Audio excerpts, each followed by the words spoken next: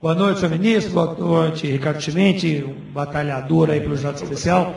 Desde nós tempos do FONAGE aí, uma pessoa que eu admiro imensamente, seguramente um dos juízes hoje no Brasil a quem o sistema de juizados especiais mais deve é a pessoa do Ricardo Chimente.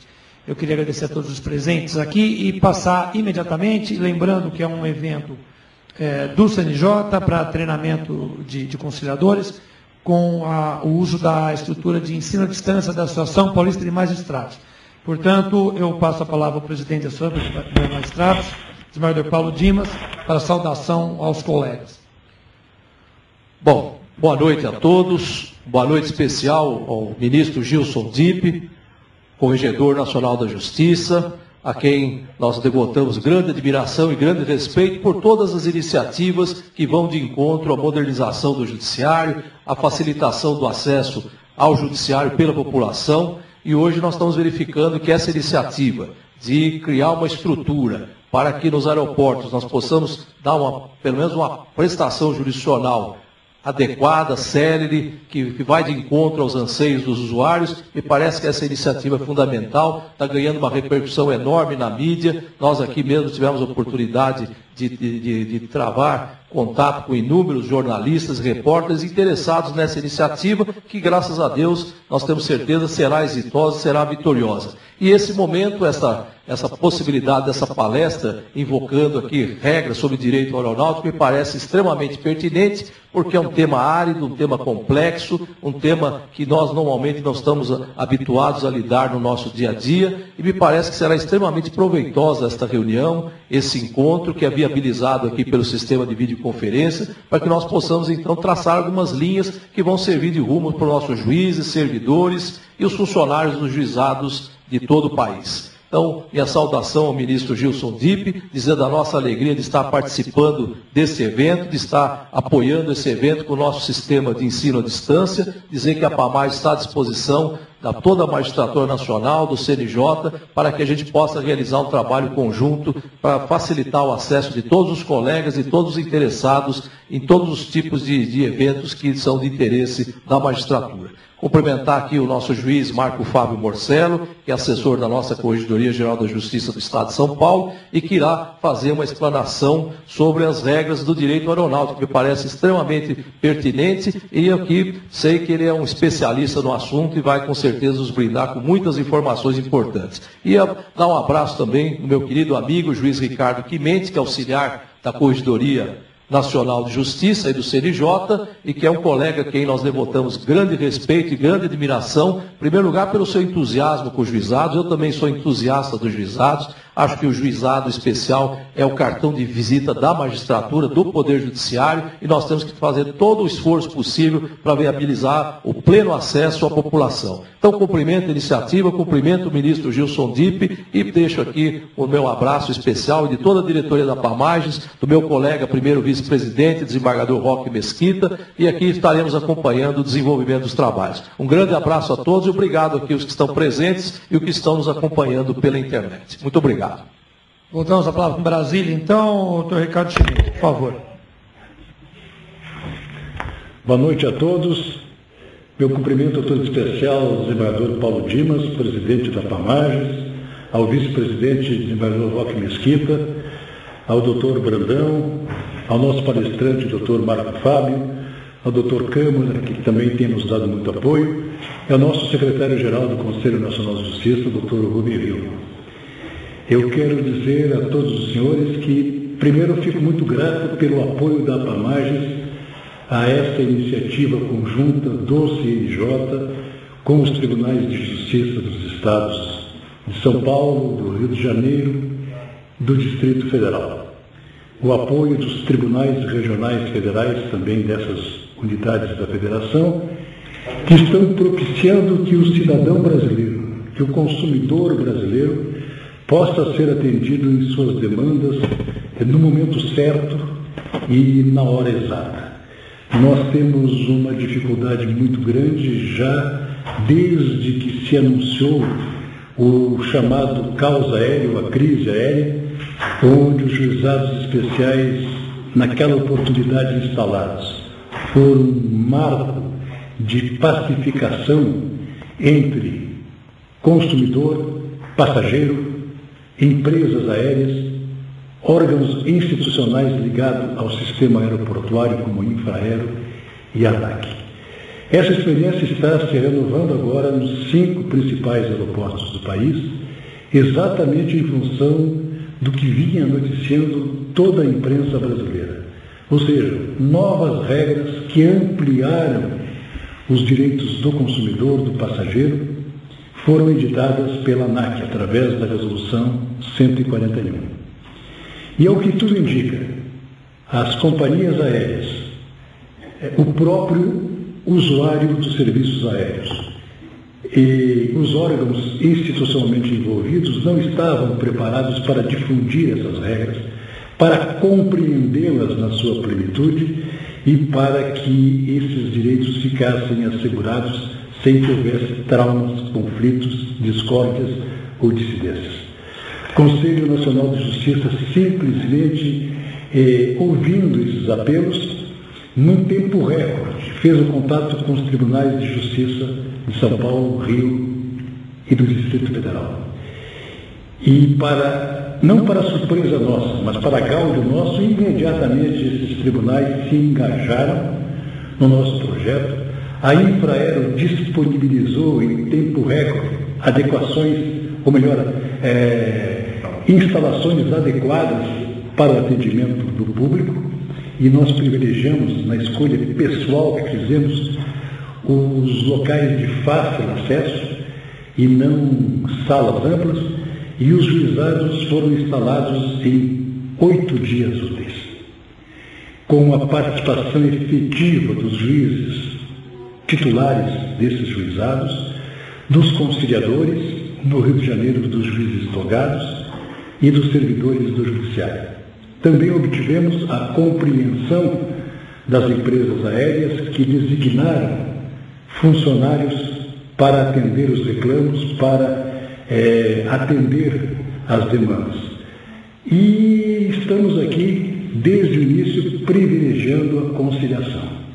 Mas nós notamos que nesses primeiros dias de atendimento, os servidores, os conciliadores foram não só instrumentos do Judiciário, mas foram também órgãos de informação ao usuário. O levantamento que foi feito pela imprensa do movimento hoje, desde sexta-feira, dos juizados especiais instalados em Guarulhos, no Galeão, Congonhas, Santos Dumont e o Internacional Juscelino Kubitschek em Brasília, mostram que boa parte da demanda foi efetivada por pessoas que buscavam a informação. Isso é a aproximação do Judiciário com o cidadão, utilizando-se de uma estrutura ínfima, sem custos para o Judiciário, porque a Infraero cedeu gratuitamente esses espaços. Um terminal de computador interligado ao juizado. 1, 2, 3 conciliadores, 2 servidores, é o que basta para atender essa demanda. E nós estamos fazendo o quê? A pacificação dos aeroportos. Nós estamos fazendo com que os conflitos não se tornem uma constante. Nós estamos prevenindo com a presença emblemática do Judiciário. A Justiça tem um papel emblemático nesta solução de conflitos, porque ela se faz presente naquele momento. E aí também tem o apoio da Justiça Federal quando se tratar exatamente de demandas que digam respeito a órgãos que têm a sua competência jurisdicional subordinada à Justiça Federal. É uma atividade temporária. Nós não dispomos de estrutura para ter um juizado permanente, como muitos querem, talvez até fosse necessário. Nós esperamos que num prazo de 120 dias nós...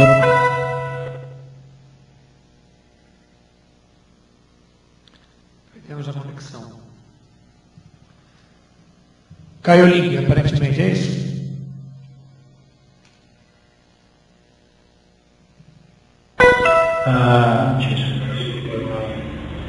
perdemos o sinal. Não, voltamos já, Ricardo, voltamos. Foi uma interrupção de Brasília, sinal de alerta do Policom. Volta a palavra para Brasília, então, continuando, por favor. As petições iniciais muitas vezes sejam encaminhadas para o juizado de domicílio do reclamante, do usuário, e outras vezes a conciliação poderá ser feita e tem sido feita até de maneira informal, sem inclusive o termo de ajuste de conciliação. Eu não sou nenhum especialista em direito aeronáutico, estou apenas na função de Corregedor Nacional de Justiça e responsável, sim, pelas políticas implantadas recentemente nos juizados especiais do Brasil, tentando dar uma resposta a essa demanda social. E essa resposta está sendo dada através dos tribunais de justiça, dos juízes titulares dos juizados especiais, dos conciliadores e dos servidores desses tribunais. Vocês é que estão dando uma resposta ao público, porque a razão de ser do judiciário é a prestação jurisdicional para aquele que necessita do nosso serviço. Eu acho que todos nós poderemos ter aqui, nesta noite, noções básicas sobre um tema que não é muito comum e não é muito disponibilizado a todos nós, que são regras básicas do direito aeronáutico. Nós não queremos que o conciliador seja um especialista na matéria e nem que um juiz do juizado especial também se torne um professor da matéria. Mas nós temos que ter noções básicas de qual a responsabilidade das empresas aéreas, quais são os direitos e os deveres do consumidor, do usuário, quais são as atribuições da ANAC, quais são as responsabilidades da Infraero, e, enfim, qual é o papel do judiciário nessa conciliação, nesse acordo geral. Isso é uma matéria que poderá ser muito bem debatida. Nós teremos aqui, daqui um pouco mais, a presença do representante da Infraero. Não sei se a ANAC se fará presente. Temos o nosso palestrante, temos o representante do Sindicato das Empresas que deve estar aí no auditório da Pamages. Tem o Dr. Ricardo Quimente, que é o nosso professor, segundo o Dr. Câmara fez referência, e o Brandão. É professor para vocês aqui, para nós não. Quero deixar bem claro. E então, tudo isso é uma maneira de nós contribuirmos para uma efetiva prestação jurisdicional. E o judiciário brasileiro está de parabéns por atender mais essa demanda no momento certo, sem qualquer formalismo e sem qualquer outro compromisso, senão servir a população. Muito obrigado pela atenção de todos vocês, pelo trabalho que vocês estão fazendo, e fiquem certos que o Conselho Nacional de Justiça está ao lado de todos vocês, caminhando juntos, nem acima nem abaixo, mas olhando para o lado e de mãos dadas com todos vocês. Bom trabalho e aproveitem as lições dessa noite. Doutor Ricardo Quimente vai fazer uso da palavra ou podemos passar a palavra para o José Márcio, que está presente aqui? Caro Brandão, eu queria apenas passar alguns dados aqui para os colegas dos demais estados em relação ao provimento número 11. Nosso provimento número 11 da Corregedoria Nacional de Justiça estipulou alguns procedimentos interregionais para que a gente possa trabalhar de uma maneira uniforme em todo o país.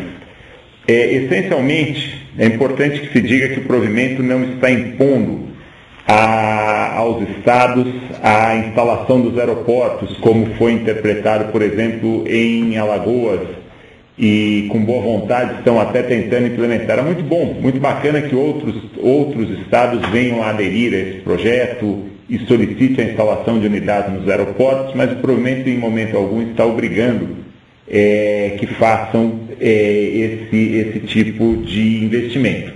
Era muito importante nos 5 aeroportos que foram atendidos com grande presteza, especialmente pelo Tribunal de São Paulo, E, de qualquer forma, eu queria apenas passar aqui alguns dados no seguinte sentido. O cidadão que comparece a um aeroporto, ele vai ser atendido, vai se buscar uma conciliação e, não havendo o acordo, o pedido inicial, feito de maneira simplificada, com base no artigo 14 da Lei 9.099 de 95, vai ser encaminhado para um endereço eletrônico que os próprios tribunais forneceram para o CNJ, endereços que já foram disponibilizados para esses postos nos aeroportos.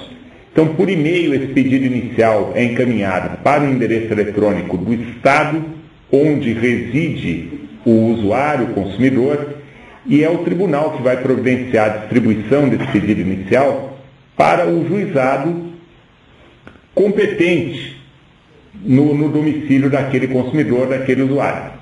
Então é um sistema bastante simplificado. O ministro Dipp destacou que não é um sistema caro, um sistema pomposo, é um sistema bastante objetivo.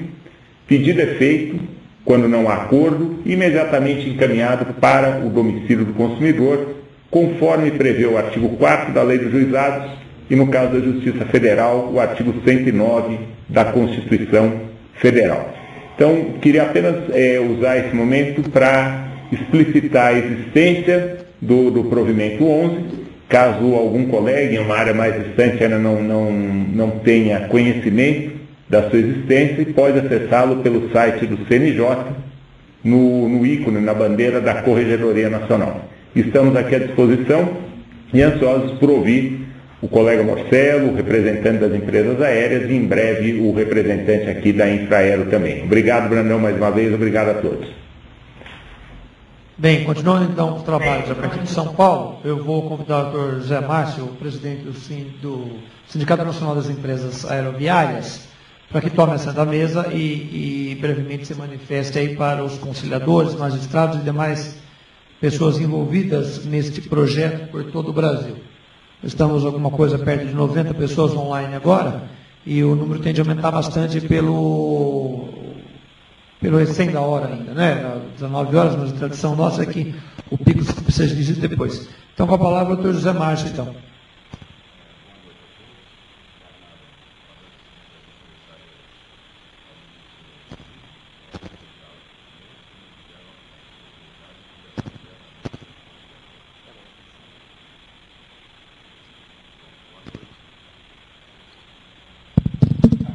Eu gostaria inicialmente de agradecer em nome das empresas aéreas a oportunidade que nos foi dada pelo ministro Dipp e pelo doutor Chimente de expormos aqui as razões das empresas e de falarmos diretamente aos conciliadores.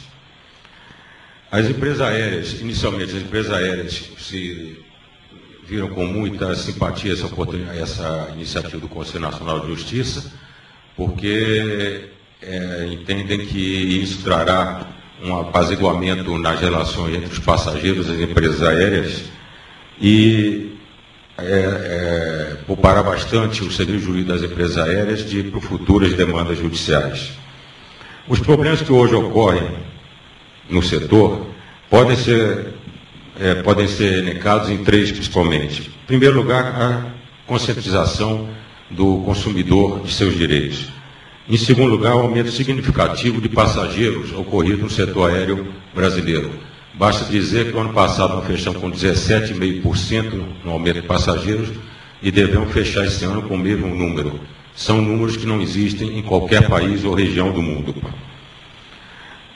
As empresas aéreas brasileiras realizam por dia um pouco mais de 2.000 voos e transportam por mês em torno de 5 milhões de passageiros.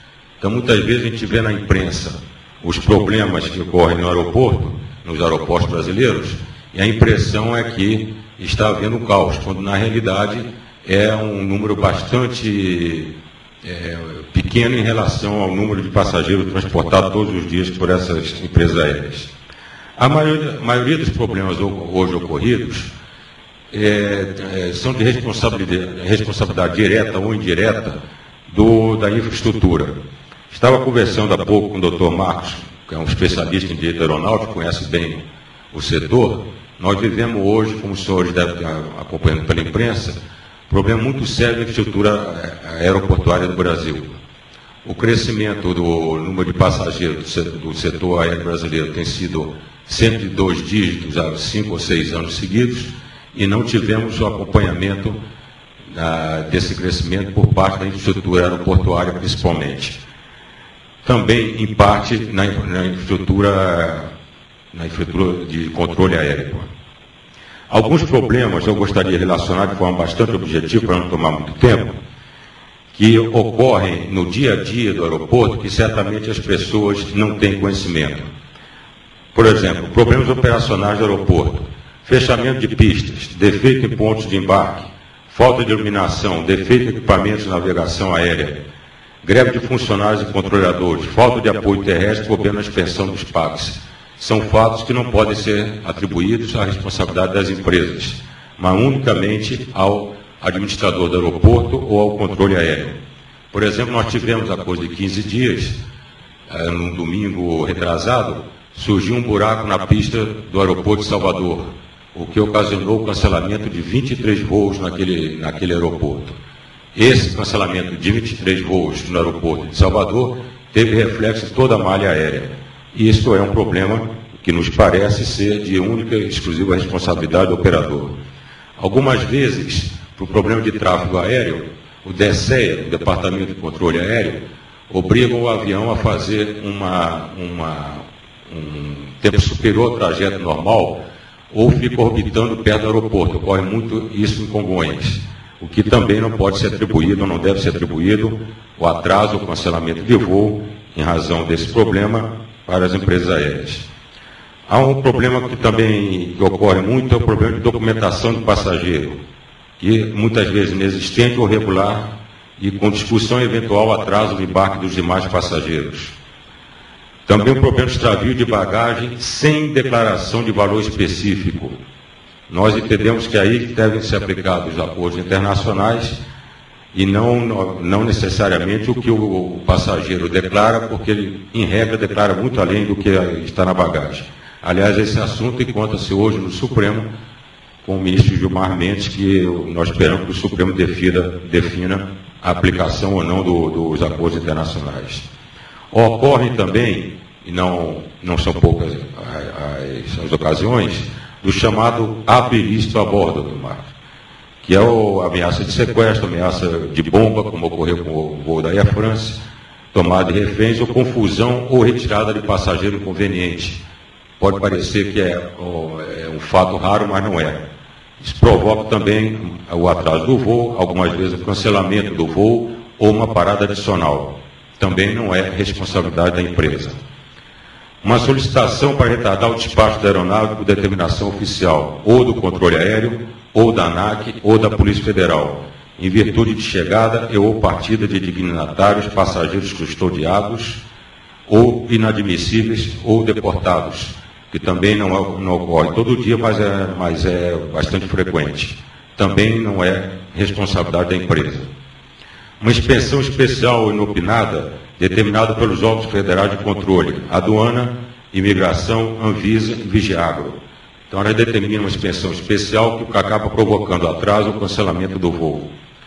Processamento para embarque de armas, imposto de passageiro ou policial por porte legal, desmuniciamento da arma em local apropriado ou despacho de armamento no porão. Também ocorre muito transporte de detentos acompanhados de polícia, e todo esse procedimento do desmuniciamento, do recolhimento da arma, etc., acaba provocando atraso de voo, que dificilmente o policial chega com tempo hábil para isso. A necessidade de verificação de bagagem despachada com a reconciliação das malas com seus respectivos passageiros. É um controle obrigatório que se faz em nome da segurança da aviação aérea, que muitas vezes provoca atraso de voo. A necessidade de a retirada de passageiro do voo, tendo em vista a necessidade de inspeção adicional de sua bagagem. Por exemplo, um passageiro despacha a sua bagagem, por exemplo, não comparece ao embarque. Isso provoca sistematicamente o atraso do voo, porque as normas de segurança obrigam que o comandante retire do porão a mala do passageiro não embarcado, que obviamente pode ser uma bomba. Isso também é um atraso que não é da responsabilidade da empresa aérea. E um outro fator, a chegada tardia do passageiro ao aeroporto, fechamento do voo, do check-in, menos de 30 minutos para o embarque. Existe uma regra que determina que o passageiro chegue com, no mínimo, 30 minutos no embarque. Isso muitas vezes não ocorre, o passageiro chega em cima da hora e quer embarcar de qualquer maneira. Essa semana mesmo ocorreu, no juizado de conciliação, de um passageiro que chegou com menos de 30 minutos do embarque e alegou ao juizado que chegou com mais de 30 minutos. É a palavra dele contra a palavra do empregado do preposto da empresa aérea. Um outro problema que ocorreu agora também, segundo o relato de uma das empresas, ocorreu em Brasília, em que uma mãe apresentou-se para embarque sem o documento original do menor, apenas a cópia, razão pela qual não foi autorizado o embarque, e ao comparecer a juizado, o conciliador atestou que a mãe apresentou o documento original, sem que isso tivesse de fato ocorrido. Uma vez que se a mãe tivesse o documento, teria embarcado, é óbvio. Então nós temos problemas que ocorrem nos aeroportos que nós entendemos que não é culpa, não é responsável das empresas aéreas, e são problemas que ocorrem no dia a dia que obviamente o conciliador não conhece.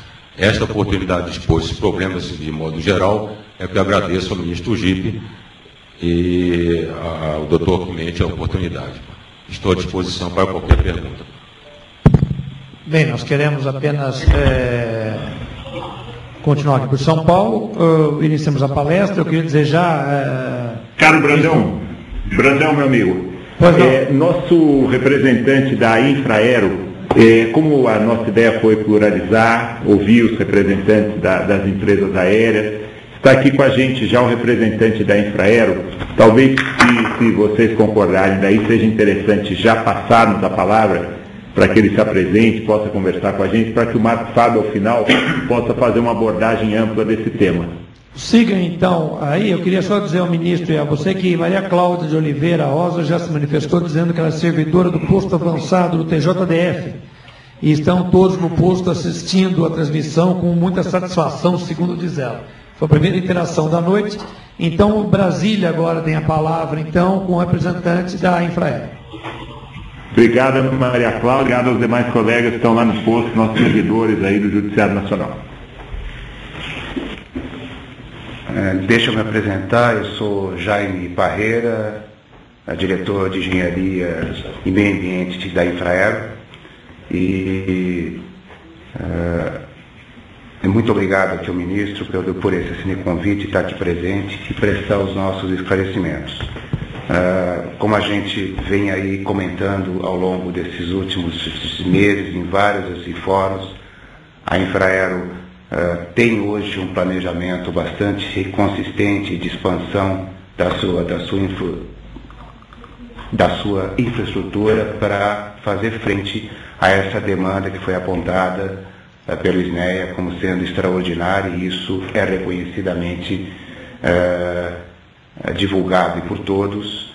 E nós temos hoje várias ações em andamento na expansão dessa infraestrutura.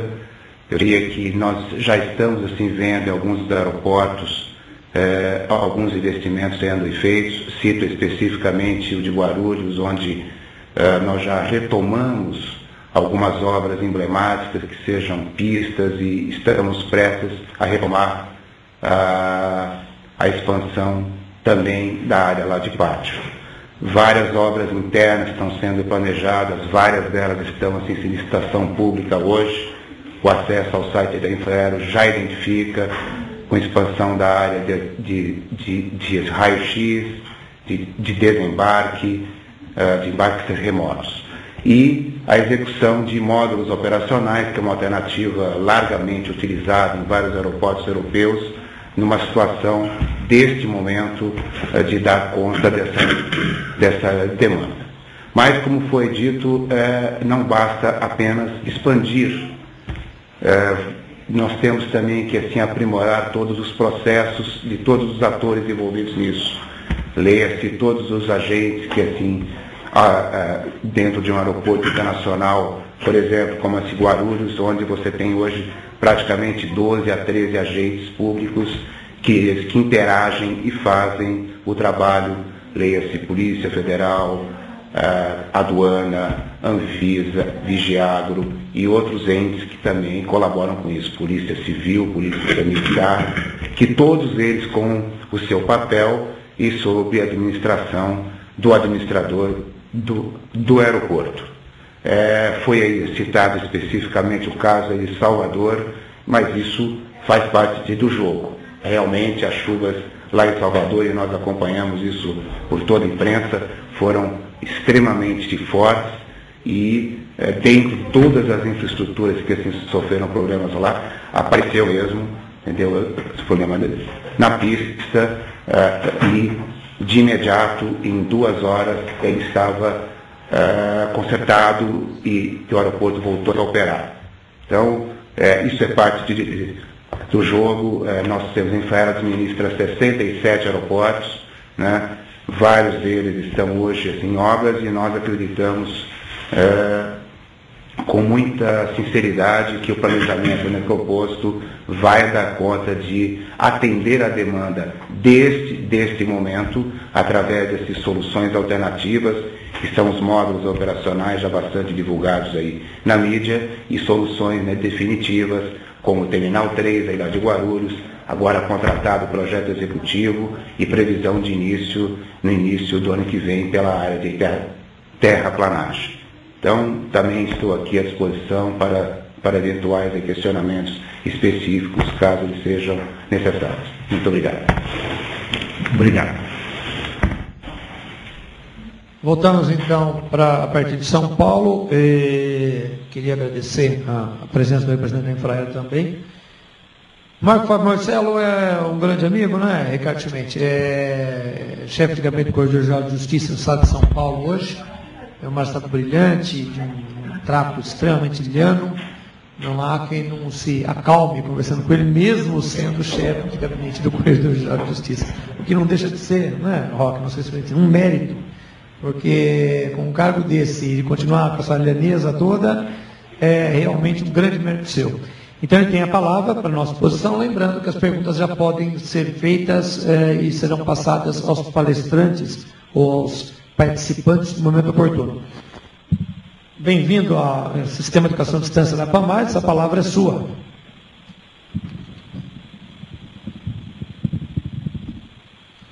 Eu agradeço o honroso convite da PAMARES, que sem dúvida alguma é pioneira nesse sistema, propicia uma divulgação a todo o país, não é?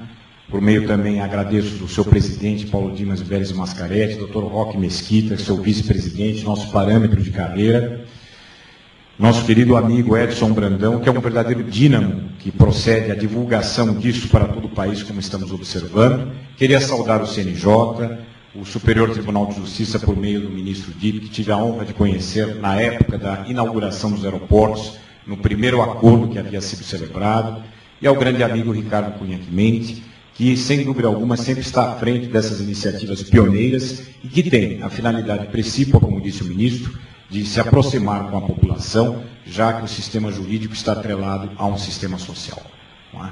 Além disso, queremos agradecer aqui a presença das companhias aéreas, do Dr. José Márcio Molo, também do Sindicato Nacional de Empresas Aéreas, e todos os demais presentes, Dr. José Maria Câmara, Dr. Fábio Pacheco Dutra. Senhores, hoje entramos aqui numa discussão que eu colocaria como ponta de lança os conciliadores. A finalidade aqui é trazer aos conciliadores, que são a ponta de lança dessa finalidade do direito aeronáutico, como proceder a uma aproximação que seja proativa, porque a finalidade já que estamos expostos a uma situação vivenciada de um certo nervosismo quando o usuário se aproxima das áreas específicas dos juizados especiais, é ter um certo know-how, não só na parte técnica, mas mormente na parte psicológica. Muitas vezes esses juizados se tornam verdadeiros divãs psicológicos. Mas hoje nós não vamos tratar do aspecto psicológico, mas sim do aspecto técnico, previamente. E esse aspecto técnico tem uma importância fundamental porque é uma área que apresenta suas características como um verdadeiro microsistema. Para isso, em linhas gerais, vamos proceder a um sumário, que é o sumário da exposição, que nós já enviamos em arquivo e que os senhores poderão visualizar simultaneamente a exposição. A primeira ideia é a evolução da responsabilidade civil. Saber, já que se foi colocado isso, inclusive, pelo Sindicato das Empresas Aéreas, isso é colocado diariamente também pelos consumeristas, qual a situação hoje em que se encontra o transporte aéreo na seara da responsabilidade civil. Para que nós possamos entender a realidade contemporânea, no entanto, é fundamental uma síntese histórica, ainda que breve, para que tenhamos condições de proceder a apreciações críticas da situação vigente. Tenhamos em conta apenas os seguintes dados. Quando se fala em Convenção de Varsóvia, imaginemos um tratado internacional em 1929, celebrado na Polônia, e que teve como base precípua uma boa intenção. A boa intenção era a uniformidade de regras, porque se percebia que o transporte aéreo, conquanto não célere como hoje em dia, apresentava uma celeridade assaz superior aos demais meios de transporte. Isso, principalmente no velho continente, implicava em quê? Seguramente na transposição de fronteiras.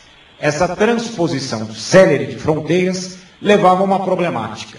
Imaginem os senhores ainda que, com aviões da Primeira Guerra Mundial, uma transposição da Bélgica, da Holanda, ocorria em 40 minutos. Eu poderia ter no espaço de um voo entre Amsterdã e Varsóvia 5 ordenamentos jurídicos diversos. Era o caos. Necessária, portanto, a uniformização das regras, juntamente com um transporte célere e que, à época, apresentava riscos operacionais elevadíssimos. A sinistralidade do transporte aéreo no seu nascedouro era elevada. Era um transporte até aventureiro. Daí porque o Estado era o maior investidor nessa modalidade de transporte. Se imaginamos o Estado como o maior investidor nessa área e controlador à época dos transportadores, seguramente ele, Estado, era o maior interessado em que houvesse um patamar limite indenizável de sua responsabilidade. Essa é a espinha dorsal que ensejou o advento deste tratado internacional denominado Convenção de Varsóvia, que foi celebrado em 1929. Visou uma indenização célere, conquanto limitada, e a uniformidade de regras no transporte aéreo internacional. Pois bem, isso colocado, vem a uma indagação até provocativa a todos os teleconferentes e televidentes. A questão que se coloca é: por que foram necessários longos 70 anos para que houvesse a substituição da Convenção de Varsóvia pela Convenção de Montreal? Todos indagarão o porquê disso. Porque a pergunta que se coloca é: extravio de bagagem, ou danos à bagagem, indenização de até $400. Parece razoável? Morte ou lesão corporal de passageiro até $8.300 à época, nos anos 20. Mas isso subsistiu até a década de 50, até 1965, quando os Estados Unidos ameaçaram proceder a uma denúncia a esse sistema. Vejamos, portanto, que o primeiro paradigma era o paradigma da proteção ao setor, e não proteção ao usuário do setor. Normal isso porque a ideia era que esse setor que estava em seu nascedouro chegasse, florescesse, tivesse um desenvolvimento que era interessante para a economia dos estados e circulação econômica das riquezas. Sucede que chegou um determinado momento, mormente após a Segunda Guerra Mundial, em que os Estados Unidos emergiram como grandes vencedores, com 650 mil aeronaves que poderiam ser convertidas para a finalidade civil. Houve o quê? Um barateamento dessas aeronaves, possibilitando, portanto, uma ampla oferta no mercado, e iniciou-se um transporte de massa. Iniciando esse transporte de massas, ainda que a sinistralidade havia já caído, não era um transporte de tanto risco como ocorria nos anos 20, vejam, senhores, que ainda seguia-se a espinha dorsal de um sistema que limitava sobremaneira o patamar indenizado. Isso gerava o quê? consequências. Quais foram as consequências? Reações, principalmente por parte dos Estados Unidos da América. Nos Estados Unidos da América, a indenização no transporte aéreo doméstico era 5 vezes superior daquela do transporte aéreo internacional. O que deu gênese a que o governo Kennedy, nos anos 60, já sob o paradigma de proteção à pessoa e não ao setor de transporte à pessoa, vislumbrava a necessidade do aumento desse patamar, sob pena da retirada da denúncia ao tratado internacional. Pois bem, isso ensejou um acordo, senhores. Em 1966 foi celebrado um acordo com os Estados Unidos da América, elevando esse patamar, principalmente no dano evento morte, para 75 mil dólares. Mas ainda se afigurava insuficiente. Por quê? Isso levou à reação também do sistema romano-germânico.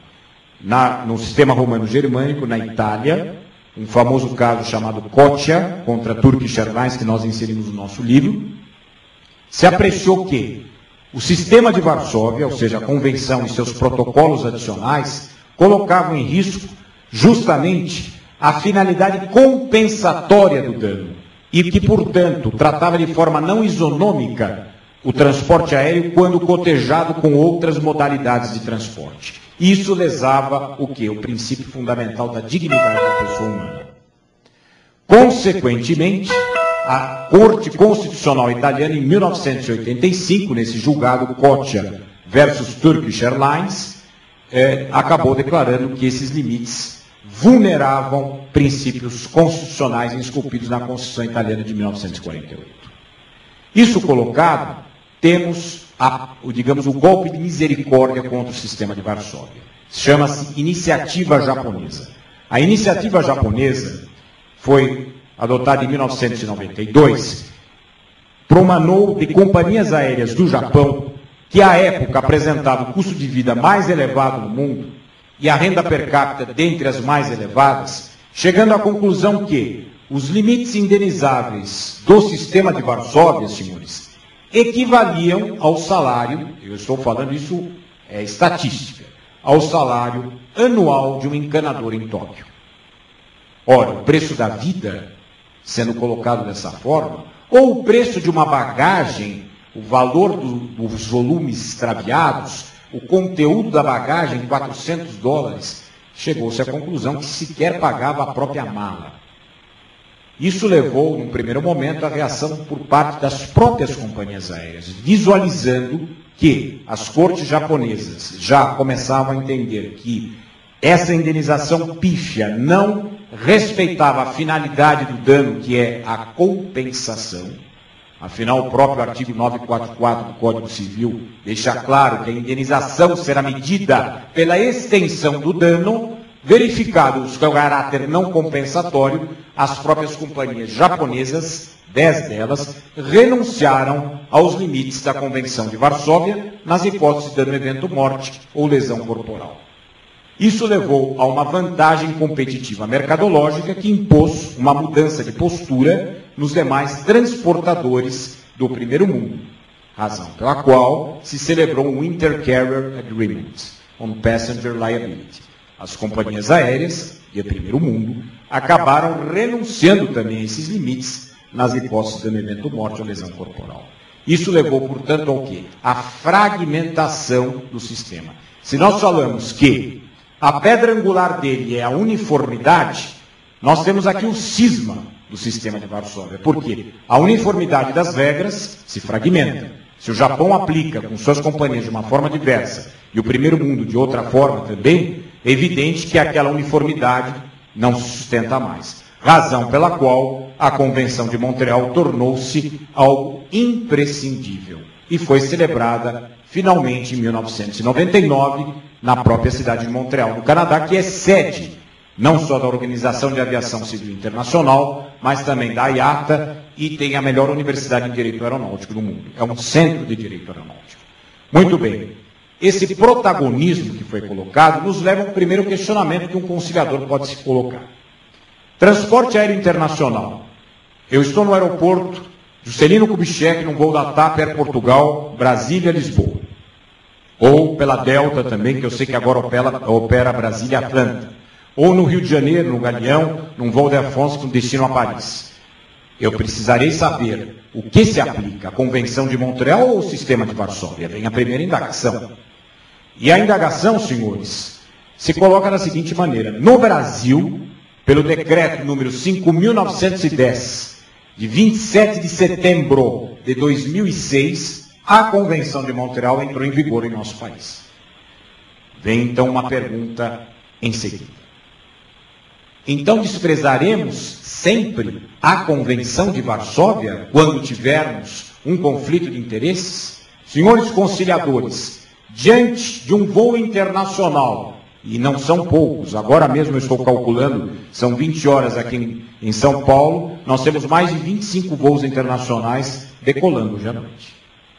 Eu pergunto, todos esses voos estarão regulados pela Convenção de Montreal se surgir um problema com o passageiro? Ou poderemos indagar que a Convenção de Varsóvia ainda possa subsistir, com suas alterações? Essa pergunta não é uma pergunta cerebrina, é uma pergunta útil, porque a própria Convenção de Montreal estipula que somente será aplicável quando os Estados partes signatários tenham origem e destino do voo. Ou seja, origem e destino do voo tem que coincidir com países ou Estados partes que tenham ratificado a Convenção de Montreal. Daí porque a importância, que para mim é cotidiana, eu acompanho isso diariamente com o café da manhã, sabendo, na Organização de Aviação Civil Internacional, quantos países, até a data de hoje, ratificaram a Convenção de Montreal. Porque eu preciso saber o destino da aeronave, para saber se ela será aplicável. Atualmente nós temos, esse dado é importante, passar aos conciliadores, 97 países que ratificaram a Convenção de Montreal. No entanto, senhores, mais de 152 ratificaram a Convenção de Varsóvia. Em termos práticos, hoje, se uma aeronave vai a qualquer um dentre os 27 países da União Europeia, a Convenção de Montreal é aplicável, porquanto não só o Brasil, mas todos os membros da União Europeia, são 27, já ratificaram a Convenção de Montreal. Estados Unidos da América também a ratificaram, o Canadá, o México, a Austrália, Nova Zelândia, o Japão, a China, a Índia, estou colocando esses exemplos, a África do Sul, até pelo Mundial, a República Popular da China também ratificou. Então temos países de grande importância que ratificaram. Mas vem a pergunta, e na América do Sul? Na América do Sul, até recentemente, até o mês de fevereiro desse ano, senhores, a Argentina não havia ratificado a Convenção de Montreal. Razão pela qual, num voo São Paulo-Buenos Aires, nós teríamos a necessidade de aplicar a Convenção de Varsóvia. Hoje, na América do Sul, nós temos 2 países que ainda não ratificaram a Convenção de Montreal e que têm voos diretos de São Paulo até esses países. Por exemplo, São Paulo-Caracas, Manaus-Caracas. A Venezuela não ratificou a Convenção de Montreal. Razão pela qual um voo entre Brasil e Venezuela não se aplica a Convenção de Montreal e sim o Sistema de Varsóvia. O mesmo se dica mutatis mutandis da Bolívia. Voos da Aerosur, companhia que opera em Guarulhos e que faz o voo São Paulo-Santa Cruz de la Sierra, a Bolívia não ratificou a Convenção de Montreal. Então temos 2 países, daí a importância que o conciliador verifique, não é? Na América do Sul, então, temos esses 2 países nesses voos diretos em que não se aplica a Convenção de Montreal. Um agente de viagens hábil para contornar essa problemática, o que faria? Sempre, nessa hipótese, para contornar essa problemática, se emite um round trip ticket, ou seja, um trecho não pode ser separado do outro, sempre se adquire a passagem com o trecho São Paulo-Caracas, São Paulo, porque aí o ponto de origem será o mesmo que o ponto de destino final, e os 2 são o mesmo estado parte, que é o Brasil, que ratificou Montreal. Com esse artifício, se pode superar o entrave da problemática da aplicação do Sistema de Varsóvia. Que se ficar só em one leg cada trecho, ainda teríamos o risco da aplicação dessa Convenção de Varsóvia. E a Convenção de Montreal, já que está em vigor em tantos países, maiormente aqueles de maior vulto no transporte com o Brasil, quais os direitos que o usuário do transporte aéreo internacional pode utilizar pode ser favorecido e quais as apreciações críticas concernentes à Convenção de Montreal. O primeiro ponto, que não será objeto de apreciação dos conciliadores, diz respeito a acidentes aéreos com vítimas. Ela fixou um sistema dúplice de responsabilidade, de modo que até $125 mil, 100 mil direitos especiais de saque, a responsabilidade objetiva. Além desse valor, ela é subjetiva com presunção de culpa, sem prévio limite. Os conciliadores, felizmente, não se defrontarão com essa problemática. A problemática que se defrontarão será com extravio de bagagem, perda de bagagem, atraso em voo e overbooking, eventualmente. Atraso e perda de bagagem. Vamos começar pela última hipótese, perda ou extravio de bagagem. A indenização é de 1.000 direitos especiais de saque. Isso hoje equivale até R$ 2.600. Essa é a indenização que é fixada na Convenção de Montreal. E um fato importante aqui, isso até é colocado por muitos especialistas, o doutor André Vera, que é advogado especializado, também várias vezes sustenta essa tese, que todos, a maioria, perfilham, que não é uma responsabilidade tarifada, mas sim limitada. Muitas vezes se coloca que essa indenização ela é automática. Não. Ela pode não ser, às vezes, adequada a nível compensatório, mas não é uma indenização tarifada, como ocorre em acidentes do trabalho. Portanto, ela não eclode automaticamente. Há necessidade da prova do dano.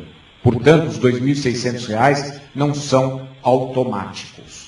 O que ocorre, no entanto, na prática, é que esse valor, como ele não apresenta um caráter efetivamente compensatório, muitas vezes ele não só é criticado, mas ultrapassado quando utilizada a questão da relação de consumo, que veremos a seguir. Mas o importante é que nós tenhamos em mente que essa é a fixação no transporte aéreo internacional concernente à perda ou atraso também na entrega da bagagem. Mas vejam uma distinção fundamental. O Poder Judiciário se defrontava com problemas quase intransponíveis quando se aplicava a Convenção de Varsóvia, e todos aqui se recordam disso, o Dr. José Maria Câmara, que também foi juiz cível e é ainda, que tínhamos que identificar as etiquetas das bagagens para verificar o peso delas. Não há mais essa necessidade à luz da Convenção de Montreal.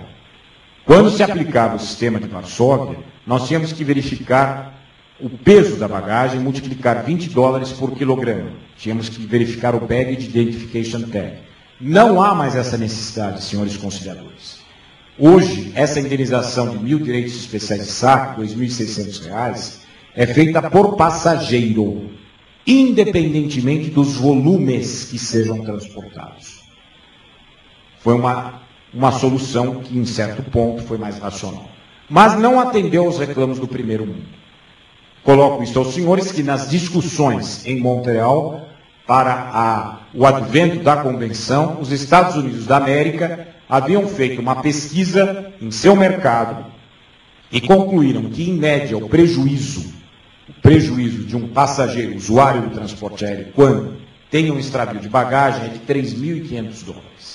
Portanto, superior a esse valor. Aí todos perguntarão, mas por que então foi fixado um valor menor?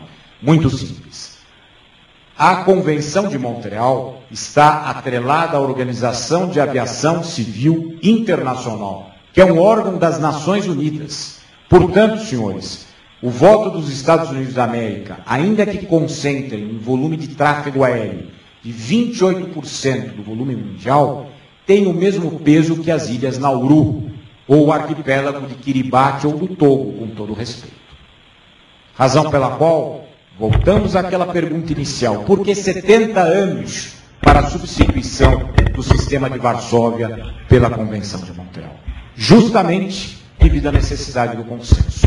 Quando o primeiro mundo fazia propostas para alteração desse patamar limite, que não era efetivamente compensatório, havia obstáculos, mormente por parte dos países africanos, que em grande número representavam muitos votos e eram, como até hoje são, grande maioria, controladores, os Estados-partes das próprias companhias aéreas e, portanto, interessados na fixação de limites, evidentemente não compensatórios. Colocado isso, temos que apreciar também um outro ponto fundamental que os conciliadores se defrontarão? A questão do atraso. A questão do atraso. E aí, efetivamente, nós temos que perceber qual é a tipicidade social do transporte aéreo. Quando nós redigimos nosso livro, tínhamos colocado qual é a razão, qual o motivo determinante da contratação do transporte aéreo.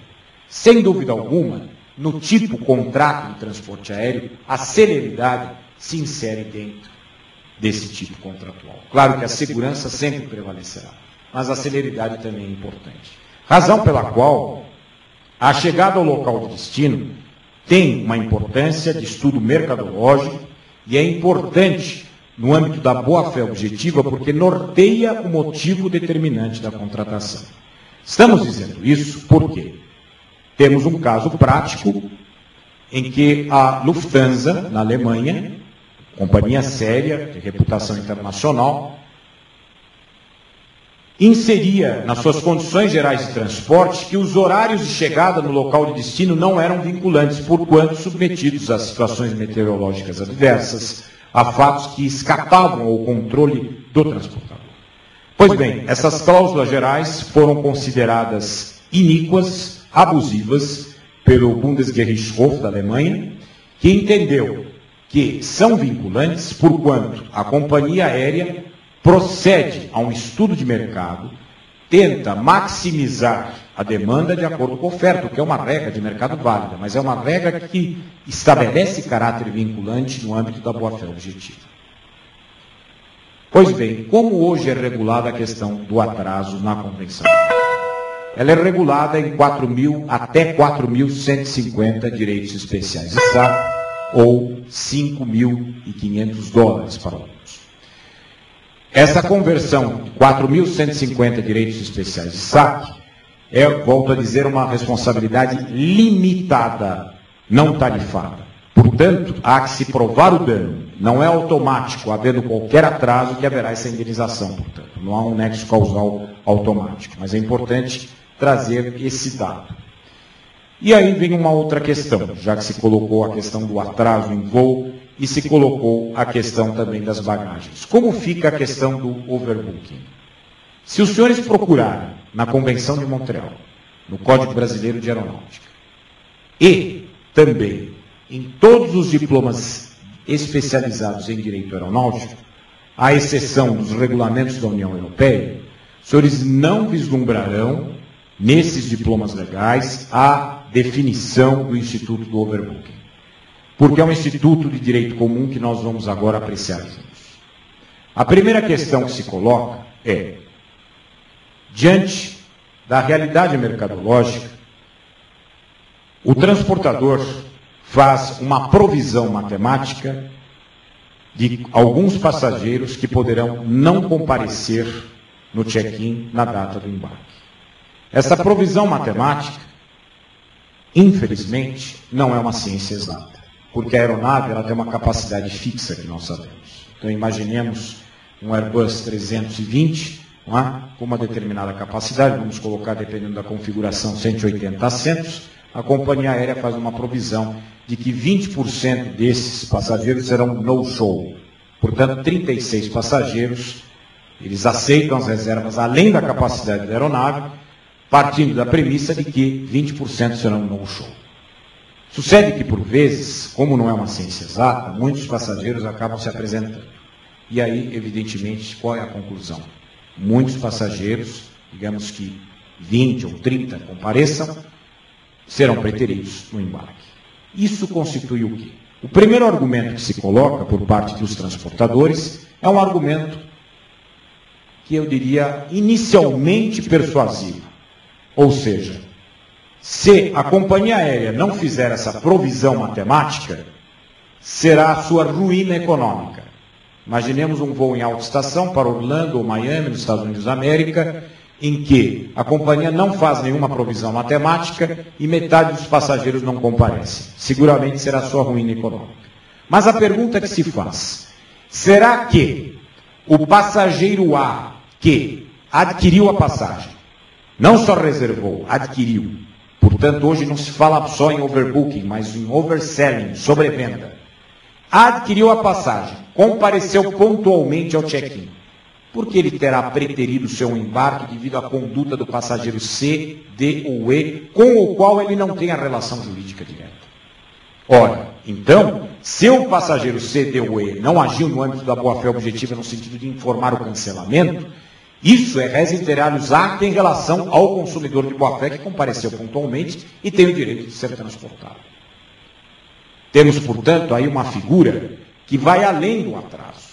É o inadimplemento absoluto. E aqui, até para informarmos, e o doutor Quimenti tem ampla ciência disso, e tenho certeza que o ministro Dip também foi informado à época, nas ocorrências, na época do apagão aéreo, nós tínhamos ocorrência de atraso em voo, mas de overbooking nenhuma. Isso chamava, nos aguçava a curiosidade, porque há um interesse em transformar o overbooking em atraso. É mais conveniente, porque o atraso está regulamentado nas convenções e no Código Brasileiro de Aeronáutica. E há um patamar limite para tanto. O overbooking, meus caros, é diverso, porque eu contratei o voo número JJ 159, não embarquei nele não porque houve um atraso, mas porque foi preterido o meu embarque. Isso é inadimplemento absoluto, viola a boa-fé objetiva. E que ainda que queiramos inserir eventualmente o overbooking nessas convenções, argumentando um tanto, as próprias convenções estipulam que nas hipóteses de culpa grave, os limites por elas fixados não serão efetivamente respeitados. E eu pergunto, essa provisão matemática, quando efetuada, sabendo-se do risco que muitos passageiros poderão se apresentar, no que constitui? Sem dúvida alguma, é mais um argumento para a extensão do dano e seu caráter compensatório. Isso é inadimplemento absoluto, não se confunde com o atraso, caracteriza-se como infração grave. Daí porque a nossa grande preocupação, mesmo com o advento da resolução número 141 da ANAC, no sentido de evitarmos a institucionalização do overbooking. Na Europa, diferentemente dos Estados Unidos da América, temos aqui dois paradigmas, se fixou nos regulamentos da União Europeia, mormente o 889 de 2002, que se fixará um piso mínimo de indenização ao usuário transportado, que não impedirá eventual ressarcimento a maior se o prejuízo for comprovado. Já nos Estados Unidos da América, o Oversales Act 250 estipula uma indenização cabal, o passageiro assina, recebe $400 e não poderá pleitear mais nada. Entendemos que, nos casos de preterição de overbooking involuntário, há que se indenizar com um piso mínimo, possibilitando-se um ressarcimento a maior se comprovado o prejuízo. Overbooking, efetivamente, de forma diferente, voluntário, aí sim adentra a boa-fé objetiva, imponível também ao transportado. Que a boa-fé objetiva é uma via de duas mãos, como regra de conduta. Então é inadmissível que um passageiro, tendo feito um acordo, recebido indenização, tendo aceito a sua preterição no embarque, aceitando que embarcasse no dia vindouro, depois ajuize uma demanda. Isso viola a boa-fé objetiva também. Isso colocado, nós temos efetivamente o overbooking com uma caracterização específica, mas que somente será detectada quando a Agência Nacional de Aviação Civil fiscalizar ostensivamente essas ocorrências. Do contrário, elas serão inseridas seguramente como atraso em voo ou hipótese de cancelamento de determinados voos. Repetindo que o overbooking é inadimplemento absoluto, a responsabilidade aí é ilimitada, ou seja, de acordo com a extensão do dano efetivamente comprovado. Agora, retomando a questão pertinente ao atraso. O atraso apresenta uma problemática muito séria, não só nas questões dos danos acarretados aos usuários do transporte, mas apresenta uma outra problemática também, de saber o que é hoje atraso. Porque nós falamos da Convenção de Montreal e do transporte aéreo internacional, mas nós temos também o transporte aéreo doméstico. E o transporte aéreo doméstico, como ele é definido nesse caso? Temos o Código Brasileiro de Aeronáutica de 1986, ainda em vigor, e que se baseava justamente naquele paradigma de proteção ao setor e não ao usuário do setor. Já que ele tinha essa perspectiva, ele efetivamente limita a responsabilidade do transportador e fixa algo que, para nós, em termos de direito comparado, se verificarmos vários outros países, causa situações esdrúxulas. Os artigos 230 e 231 do Código Brasileiro de Aeronáutica estipulam que atraso, efetivamente, somente será contado a partir de 4 horas. Isso é uma vantagem exagerada em detrimento do consumidor. Razão pela qual a própria resolução número 141 vem discutindo deveres de assistência já imponíveis previamente ao decurso desse prazo de 4 horas. Nós até à época fizemos um estudo e chegamos à seguinte conclusão: se o atraso somente ficará configurado após 4 horas, um executivo, um advogado, um operador do direito, pegamos aqui o Dr. Pedro Curbi, que utiliza a ponte aérea quase que cotidianamente, terá feito 6 viagens entre São Paulo e Rio de Janeiro, 240 minutos, são 40 minutos por voo, para somente aí ficar configurado o atraso indenizado. Isso é intolerável. Viola o sistema de defesa do consumidor. E o sistema de defesa do consumidor, nessas hipóteses, é aplicável. O Supremo Tribunal Federal está apreciando a questão dos tratados internacionais, mas, sem dúvida alguma, está levando em conta que não se está querendo denunciar qualquer tratado, apenas se compatibilizará o artigo 178 da Constituição Federal com o direito fundamental de defesa do consumidor consubstanciado no artigo 5º, inciso 32 da Constituição Federal. É possível uma interpretação harmônica. Se ela não fosse possível, nós perguntaríamos: esse tratado internacional, a Convenção de Montreal, é superior à lei ordinária? Nós temos alguma característica no Brasil que possa, hierarquicamente, colocar o tratado internacional acima da lei ordinária? Seguramente nos tratados de direitos humanos. E eu pergunto, este é um tratado de direito humano? Não. São tratados que não tratam dessa particularidade e que, portanto, não denotam privilégio hierárquico. Eu diria até que, pela Convenção de Viena de 1969, se nós fôssemos analisar a proteção à pessoa, se eu limito o dano, como ocorria principalmente com a Convenção de Varsóvia, eu já estou violando o próprio ponto fulcral dos tratados internacionais. Colocados esses pontos, que eu acho importante que os conciliadores possam conhecer, não é? Principalmente numa realidade cotidiana, temos uma outra problemática também, e essa é bem atrelada à boa-fé objetiva, que hoje se aplica de modo inexorável em todas as relações jurídicas, mormente naquelas de consumo. A boa-fé objetiva dulcifica as relações jurídicas, mas ela impõe aos contratantes alguns deveres anexos ou laterais, de colaboração, ampla informação, como estabeleceu Sua Excelência o senhor Ministro no início da palestra. Informação esclarecedora, colaboração, assistência, proteção. Esses fatores que hoje promanam, não da obrigação principal, mas desses deveres anexos, que promanam da boa-fé objetiva, impõem uma nova perspectiva na realidade contratual. Nós não somos mais vistos como rivais, contendores, ao revés. Ainda que não queiramos, existe um padrão de conduta que se impõe. E esse padrão de conduta impõe desde a fase pré-contratual até aquela pós-contratual esses deveres anexos ou laterais de ampla informação e esclarecimento. Esse é um dos pontos que a colaboração dos juizados busca. E, portanto, é fundamental que os conciliadores também tenham conhecimento. Exemplo clássico, e até aconselhamos sempre aos conciliadores terem o DigiRotas pela internet, sempre consultem o DigiRotas pela internet, que são os horários de voo. Aqueles que não dispuserem do PAN-Rotas físico terão o DigiRotas, que é um timetable com os horários de voos de todas as companhias que operam no Brasil. Com esses horários, os senhores se defrontarão com algumas situações que causam perplexidade. Exemplo, eu contrato um determinado transportador, chego ao check-in e me é apresentado outro, chamado code sharing, que nós colocamos aqui no sumário. O code sharing, caríssimos, é um exemplo indiscrepante de colaboração interempresarial válida no primeiro momento.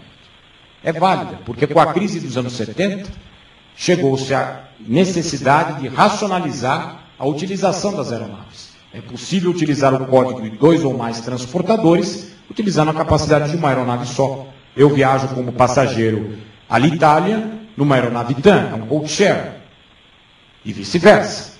Mas eu pergunto, será que isso não impõe algum dever prévio? Seguramente sim. Daí porque a União Europeia já estipulou a obrigatoriedade da informação prévia e esclarecedora acerca de quem será o transportador contratual e quem será aquele de fato.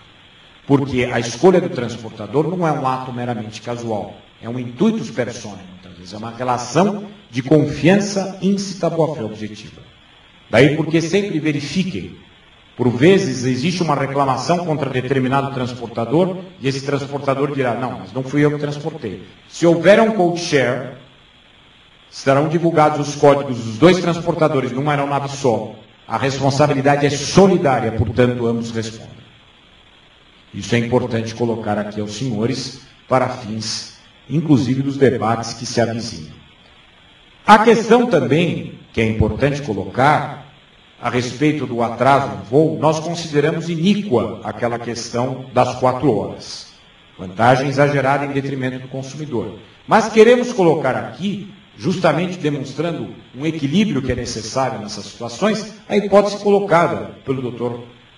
Molo da SNEA, que efetivamente disse dos passageiros que chegam atrasados. Isso é uma verdade.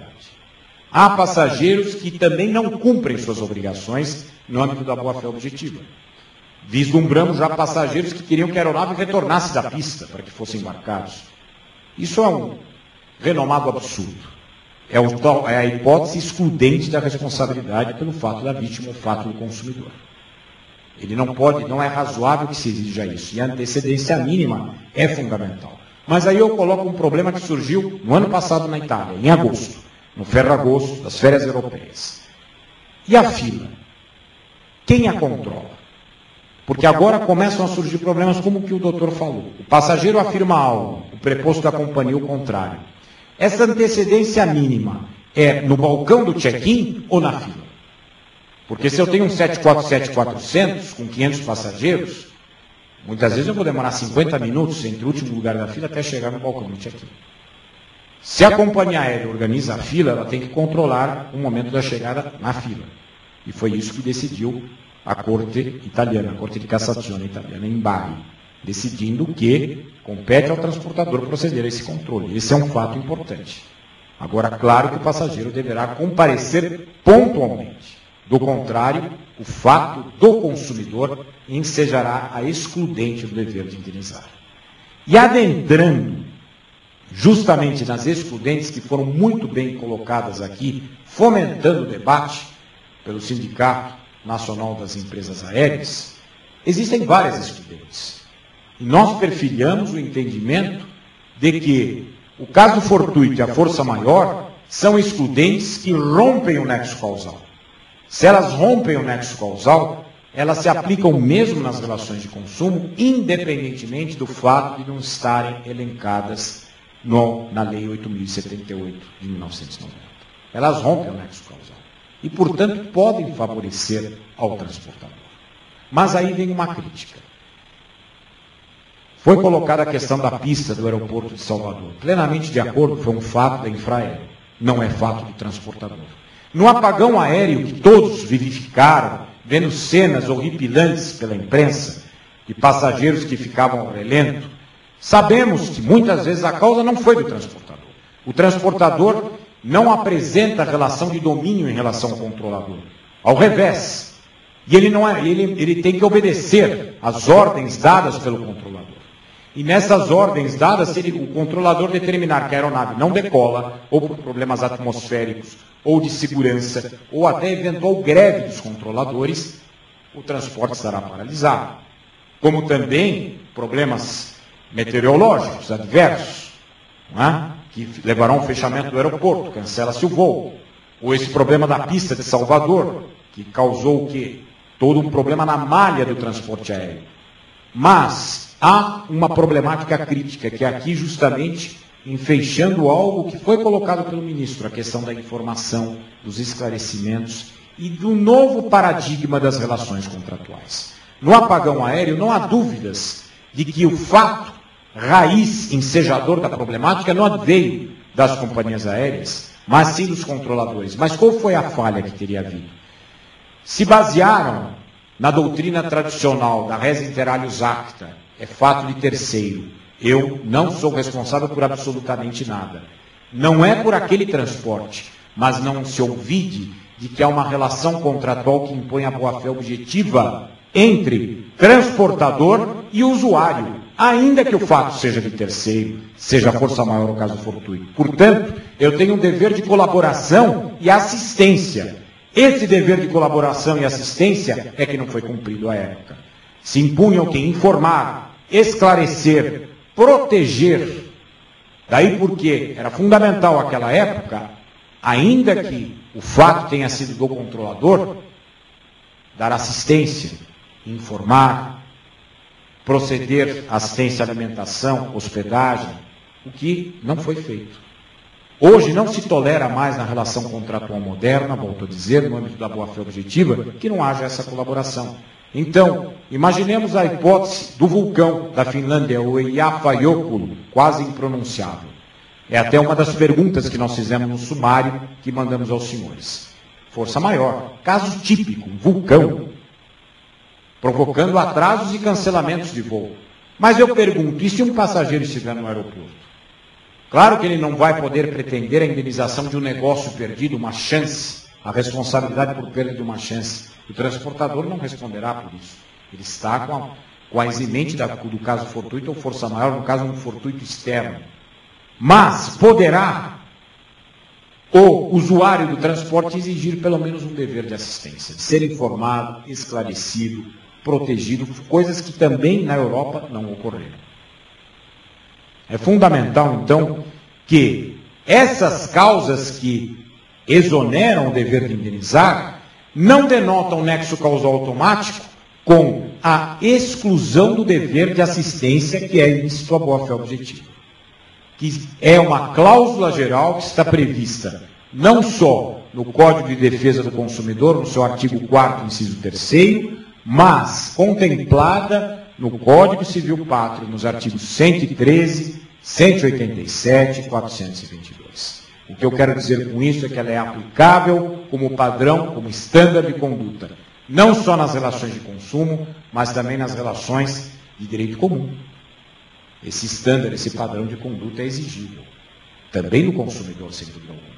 Mas colocamos esses casos para que nós possamos verificar que, na prática, o conciliador tem uma função fundamental, que é fomentar o implemento dessa boa-fé objetiva. Pedagogicamente exigir que essa informação seja levada ao usuário do transporte. E isso leva a um efeito multiplicador. Benéfico, esclarecedor. Porque verão os senhores, na prática, que alguns problemas que parecem mínimos podem deixar de ser resolvidos, às vezes, por má vontade. Não se transformem, senhores conciliadores, em meros receptáculos burocratas de reclamações. Demonstrem de esforço para a resolução dos problemas. Às vezes, a acomodação do passageiro que se precisa ir à Europa ou aos Estados Unidos, ou tem um compromisso numa aeronave, num outro voo, é consultar um horário, é consultar a companhia aérea, a disponibilidade no voo seguinte. Essa intermediação é fundamental. Esse dinamismo proativo, não apenas reativo. Isso colocado, nós queríamos só concluir com outros fatos também que o doutor colocou aqui. O problema que hoje nós enfrentamos, e os senhores também enfrentarão, com alguns passageiros que criam problemáticas a bordo. Até que ponto vai a obrigação de vigilância diante da síndrome da fúria aérea que hoje se verifica? Verificamos hoje que existe, nos usos e costumes contemporâneos, sabemos que as aeronaves são um grande dormitório. Algumas pessoas já entrando ébrias na aeronave, a aeronave potencializa os efeitos da bebida alcoólica e existem comportamentos indevidos e prática de ato ilícito. Até que ponto vai a responsabilidade do transportador nessa vigilância a bordo? Ela tem limites. Não se pode exigir, como colocou um autor americano, que uma aeromoça ou um tripulante vá com uma lanterna a bordo fiscalizando a todos. Mas, por vezes, existem condutas que imporão uma contrapartida por parte do transportador. Hipóteses, por exemplo, que nós colocamos em alguns precedentes aqui para os senhores, lá no sumário, que dizem respeito, por exemplo, à agressão a bordo, a vinda anteriormente de uma prévia informação. Um passageiro ébrio que fez uma ameaça a outro passageiro de frente a uma preposta da companhia. O passageiro incomodado quis que fosse tirado daquele assento e levado a outro. A preposta ficou omissa, não tomou nenhuma providência. A consequência depois, ele foi atingido por uma garrafa por parte desse outro suposto meliante.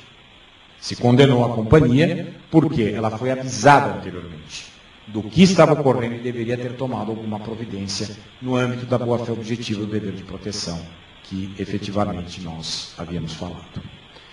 São essas, em linhas gerais, as questões pertinentes a esse ponto e, evidentemente, estamos aqui já livres aqui para o debate, fizemos aqui um sumário rápido nesse pequeno voo juntos, estamos aqui, evidentemente, agradecendo a todos e prontos para debates e perguntas que possam se avizinhar.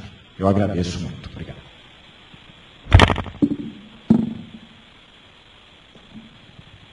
Chamar o doutor Edson Brandão, por favor. Caro Marcos Fábio, se o Brandão me permitir um momento aqui também. Por favor, Ricardo. Estamos por favor. aqui, se puder passar para o ministro aqui, estamos realmente muito agradecidos, Brandão e Marcos Fábio, por todo o contato aqui. Muito eu que agradeço. É uma honra estar com todos aqui.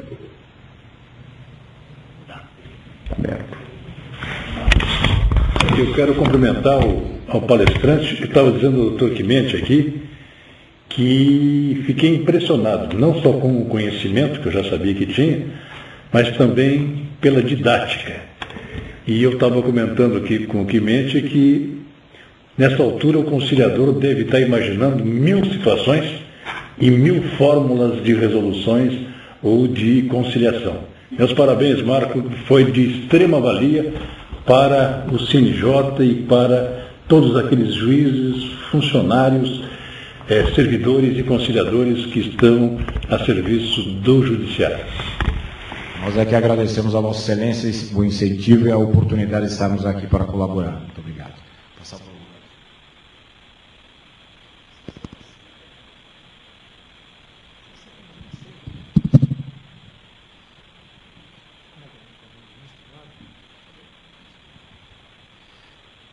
Bem, nós estamos... mas o debate não vai... Então nós vamos para... agora Brasília, a gente vai para encerrar. Nós não temos aqui, ministro, Ricardo, nós não temos nenhuma matéria de indagação aqui. Eu queria lembrar que está para download aqui 2 arquivos, aeroportos, responsabilidade civil no transporte aéreo sumário e ainda questões práticas e julgados de responsabilidade civil no transporte aéreo. E também queria lembrar que a partir de amanhã de manhã, todo esse material vai estar já disponível para ser assistido online, para ser baixado apenas o áudio para ouvir em podcast e também esse material na página de vídeos do setor de educação de ciência da PAMAGES. Então é a pamages.com.br/vídeos. A partir de amanhã tudo isso vai poder ser baixado para ser ouvido depois. Isso é importante para o juizado, para permitir que os funcionários depois, também me parece que as empresas aéreas, tenham acesso depois também ao vídeo, ao sumário, ou só ao áudio, que facilita para ouvir, às vezes, em trânsito. Basicamente, eu queria agradecer em nome da Associação de Magistrados a oportunidade de podermos colaborar com o CNJ e outros tribunais. O projeto de ensino de ciências da PAMAGES é um projeto muito ambicioso. E o Ricardo acompanhou desde o nascedouro, ele finca lá atrás, deita raízes, no projeto da Escola Paulista da Magistratura, gestão do desembargador Marcos Vinícius, a quem todos nós rendemos homenagens aí. E a gente projetou aquele sistema vindo para esse agora, que é um sistema muito mais elaborado, muito mais evoluído, e que tem condição, inclusive, se preciso for, e a gente já conversou disso também com a nossa diretoria executiva, de colaborar com o CNJ na Meta 8. A Meta 8, o treinamento de 40 horas para metade da magistratura nacional, é um projeto bastante caro, ambicioso, principalmente com empresas de educação à distância. E a gente tem conversado com os setores respectivos do CNJ sobre a possibilidade do sistema ser colocado, obviamente sem qualquer tipo de ônus, para colaborar na Meta 8. Essa é a ideia da PAMAGES, todo esse projeto é feito exatamente para isso. E eu queria, então, em nome da Associação Paulista de Magistrados, agradecer a todos os presentes e encerrando aqui, então, a transmissão, lembrando que a partir de amanhã estará online na página de vídeos. Boa noite a todos e até o almoço de amanhã, gente. Tchau, tchau. Obrigado, Brandão. Um abraço a todos.